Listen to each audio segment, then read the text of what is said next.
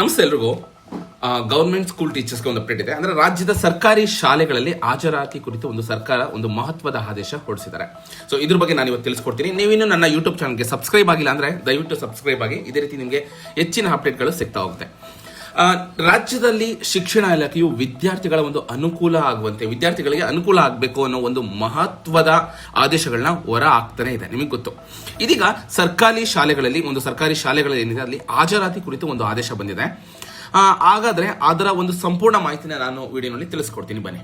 ರಾಜ್ಯದ ಎಲ್ಲಾ ಸರ್ಕಾರಿ ಶಾಲೆಗಳಲ್ಲಿ ಮೊಬೈಲ್ ಆಧಾರಿತ ಹಾಜರಾತಿ ವ್ಯವಸ್ಥೆಯನ್ನ ಜಾರಿಗೊಳಿಸಲಾಗುತ್ತಿದೆ.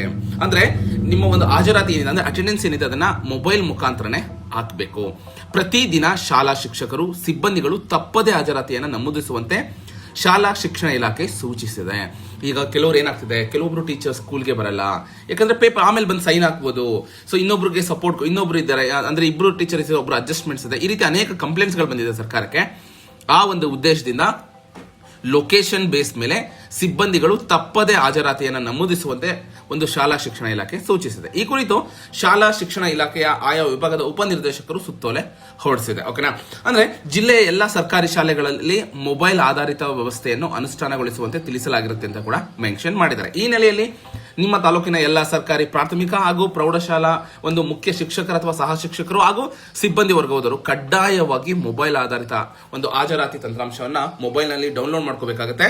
ಅದರ ಮುಖಾಂತರ ಅಂದ್ರೆ ಈ ಮೂಲಕ ಸದರಿ ತಂತ್ರಾಂಶದಲ್ಲಿ ಶಾಲೆಯಲ್ಲಿ ಕರ್ತವ್ಯ ನಿರ್ವಹಿಸುತ್ತಿರುವ ಪ್ರತಿ ಸರ್ಕಾರಿ ನೌಕರರು ತಮ್ಮ ಹೆಸರನ್ನ ನೋಂದಾಯಿಸಿಕೊಂಡು ಪ್ರತಿದಿನ ಹಾಜರಾತಿ ಲಾಗಿನ್ ಅಥವಾ ಲಾಗೌಟ್ ಮೂಲಕ ಆಗಬೇಕಾಗುತ್ತೆ.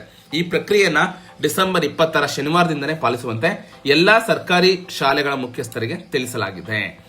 ಕ್ಷೇತ್ರ ಶಿಕ್ಷಣಾಧಿಕಾರಿಗಳು ತಾಲೂಕಿನ ಈ ಎಲ್ಲಾ ಸರ್ಕಾರಿ ಶಾಲೆಗಳಲ್ಲಿ ಮೊಬೈಲ್ ಆಧಾರಿತ ವ್ಯವಸ್ಥೆಯಲ್ಲಿ ಹಾಜರಾತಿ ನಮೂದಿಸುತ್ತಿರುವ ಬಗ್ಗೆ ವರದಿ ಪಡಿಬೇಕು. ಯಾರು BO ಬರ್ತಾರಲ್ಲ ಆ ಲೆವೆಲ್ ಅವರು. ಇನ್ನು ನಿರಂತರ ಇದನ್ನು ಪಾಲನೆ ಮಾಡುವ ಮೂಲಕ ಜಿಲ್ಲಾ ಕಚೇರಿಗೆ ವರದಿ ಮಾಡುವಂತೆ ಸೂಚಿಸಲಾಗಿದೆ. ಅಂದ್ರೆ ಒಂದು DC ಆಫೀಸ್ಗೆ ಇದ್ರು ಕಂಪ್ಲೀಟ್ ಟೀಚರ್ಸ್ ಬರಬೇಕಾಗುತ್ತೆ.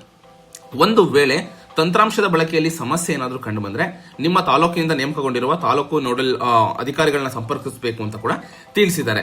ಇನ್ನು ಹೆಚ್ಚಿನ ಮಾಹಿತಿಗಾಗಿ ಅಂದ್ರೆ ಈ ಒಂದು ಜ್ಞಾಪಕದೊಂದಿಗೆ ಲಗತ್ತಿಸಿರುವ PPT ಅನ್ನು ವೀಕ್ಷಣೆ ಮಾಡುವಂತೆ ಕೂಡ ಅವರು ತಿಳಿಸಿದ್ದಾರೆ. ಅಂದ್ರೆ ಒಂದು ಯಾವ ರೀತಿ ಮಾಡಬೇಕು ಒಂದು ಕಂಪ್ಲೀಟ್ ಪ್ರೋಸೆಸ್ ನ PPT ಮುಖಾಂತರ ತಿಳಿಸಿದ್ದಾರೆ. ಸೊ ಇದರಿಂದನಾದ್ರೂ ಟೀಚರ್ಸ್ ಎಲ್ಲಾ ಶಾಲೆಗೆ ಬರ್ತಾರ, ಮಕ್ಕಳಿಗೆ ಕಂಪ್ಲೀಟ್ ಆಗಿ ಶಿಕ್ಷಣ ಸಿಗುತ್ತಾ? ಸೊ ನಿಮ್ಗೆ ಆಲ್ರೆಡಿ ಗೊತ್ತು ಯಾಕೆ ಇದನ್ನ ಮಾಡಿದ್ದಾರೆ ಅಂದ್ರೆ ತುಂಬಾ ಕಂಪ್ಲೇಂಟ್ಸ್ ಬಂದಿದೆ. ಈಗ 2-3 ಜನ ಟೀಚರ್ ಇದ್ದಾರೆ ಅಥವಾ ಇಬ್ರು ಇದ್ದಾರೆ ಅಂದ್ರೆ ಒಬ್ರು ಬರಲ್ಲ, ಲೇಟ್ ಆಗಿ ಬರ್ತಾರೆ, ಬಂದು ಸಿಗ್ನೇಚರ್ ಹಾಕ್ತಾರೆ. ಯಾಕಂದ್ರೆ ಅದು ನೀವು ಯಾವಾಗ ಬೇಕಾದ್ರೂ ಸಿಗ್ನೇಚರ್ ಹಾಕ್ಬೋದು ಮ್ಯಾನ್ಯುವಲ್ ಆಗಿ ಮಾಡೋದ್ರಿಂದ. ಸೊ ಈ ರೀತಿ ಅನೇಕ ಕಂಪ್ಲೇಂಟ್ಸ್ ಗಳು ಬಂದಿದೆ ಸರ್ಕಾರಕ್ಕೆ. ಸೊ ಆ ಒಂದು ಉದ್ದೇಶದಿಂದ ಸರ್ಕಾರ ಯೋಚನೆ ಮಾಡಿ ಈ ನಿರ್ಧಾರನ ತೆಗೆದುಕೊಂಡಿದ್ದಾರೆ. ಓಕೆನಾ? ಸೊ ಇದ್ರ ಬಗ್ಗೆ ನಿಮ್ಗೆ ಏನ್ ಅನ್ಸುತ್ತೆ? ಈ ಒಂದು ಶಿಕ್ಷಣ ಕ್ಷೇತ್ರ ಏನಿದೆ ಅದನ್ನ ಸುಧಾರಣೆ ಮಾಡಬೇಕು ಅನ್ನೋದೇ ಸರ್ಕಾರದ ಮೇನ್ ಉದ್ದೇಶ ಆಗಿದೆ ಅಂತ ಹೇಳ್ತಾ ಇದ್ದಾರೆ. ಸೊ ಇದ್ರ ಬಗ್ಗೆ ನಿಮ್ಗೆ ಅನ್ಸುತ್ತೆ ಕಮೆಂಟ್ ಮುಖಾಂತರ ತಿಳಿಸಿ. ಇದೇ ರೀತಿ ಒಂದು ಹೆಚ್ಚಿನ ಅಪ್ಡೇಟ್ಗಾಗಿ ನನ್ನ ಯೂಟ್ಯೂಬ್ ಚಾನಲ್ ಸಬ್ಸ್ಕ್ರೈಬ್ ಮಾಡಿ. ಇದೇ ರೀತಿ ಸಪೋರ್ಟ್ ಮಾಡ್ತಾರೆ. ಧನ್ಯವಾದಗಳು.